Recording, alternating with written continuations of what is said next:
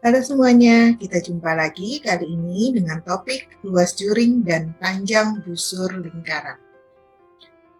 Seperti yang sudah kamu pelajari pada unsur-unsur lingkaran, terdapat bagian yang kita sebut dengan juring dan busur. Yang mana yang disebut dengan juring? Juring adalah daerah yang dibatasi oleh dua buah jari-jari dan sebuah busur. Sedangkan busur adalah garis lengkung yang menghubungkan dua titik pada lingkaran. Jadi garis BC, garis CD disebut dengan busur. Sedangkan daerah BAC dan daerah CAD disebut dengan juring. Bagaimana kita dapat mengetahui panjang busur sebuah busur lingkaran dan luas juring? Kita tahu bahwa satu putaran penuh itu adalah 360 derajat. Maka, kalau kita mau menghitung panjang busur BC, kita dapat membandingkannya dengan satu lingkaran penuh. Satu lingkaran penuh adalah keliling lingkaran. Busur satu lingkaran penuh adalah keliling lingkaran. Maka, untuk mencari panjang busur BC, dapat kita lakukan dengan cara membandingkan besar sudut BAC, sudut pusat, dengan 360 derajat, dikali dengan keliling lingkaran, yaitu 2πr. Maka kalau kita menghitung busur BC pada gambar ini, dengan jari-jarinya adalah 7, sudut pusatnya 90 derajat, kita akan peroleh bahwa busur BC panjangnya adalah 90 per 360 derajat dikali 2 dikali 22 per 7 dikali 7. Kita pakai 22 per 7 untuk menggantikan nilai pi. Hingga kita dapat hasilnya adalah 1 per 4 dikali 44, yaitu 11. Mari kita cek apa yang sudah ditulis di gambar ini. Ya, panjang busur adalah 11. Selanjutnya kita mau menghitung luas juring BAC. Jika busur BC kita bandingkan dengan keliling lingkaran penuh, juring BAC kita bandingkan dengan luas lingkaran.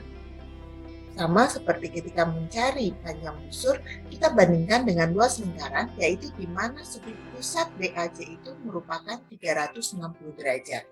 Maka, cara mencari luas juring adalah alfa per 360 dikali luas lingkaran. Alfa per 360 dikali pi r kuadrat.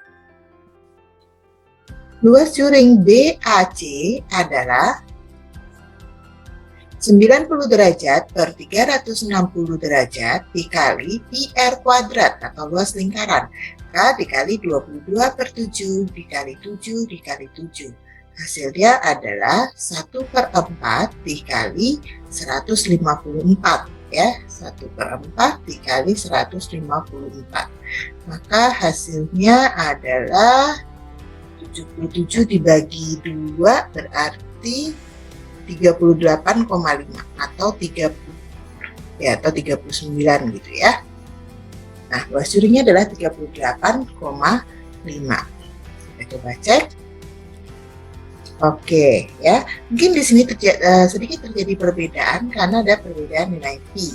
Perlu kamu ketahui nilai pi 22 per 7, nilai pi 3,14 itu hanyalah sekedar pendekatan. Karena nilai pi yang sebenarnya tidak persis 3,14 atau 22 per 7. Kamu bisa mencari tahu sendiri tentang nilai pi lebih lanjut di internet ya. Nah, demikian juga dengan panjang busur CD dan juga luas juring CAD.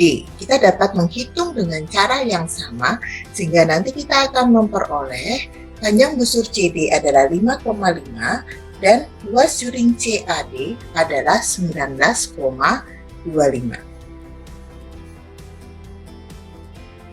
Berikutnya, kita akan mencoba melihat perbandingan antara dua sudut pusat dan juga perbandingan panjang busurnya dan perbandingan luas juringnya.